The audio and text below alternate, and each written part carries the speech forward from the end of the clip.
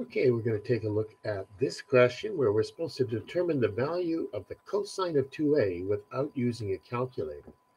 And what they've done is they've given us two things. They've told us that x plus 1 over x is equal to 3 cosine a, and x squared plus 1 over x squared equals 2.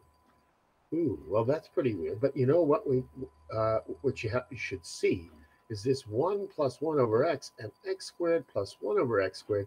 When we square this, we get that. And if you multiply this out and do FOIL, you'll get a 2 there. So there's a relationship between these two things. I did it a way, but I did it in a number of steps, and I like the government memo did it in fewer steps and a little more eloquently. And I think we'll just take a look at that one. In fact, here we go.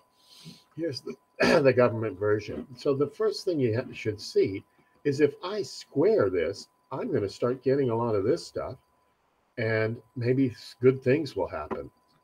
And that's exactly what you do. Square it. You'll get 9 cos a squared equals x squared plus 1 over x squared plus 2. Okay, now let's try, oh, x squared plus 1 over x squared, that just equals 2. That just equals 2.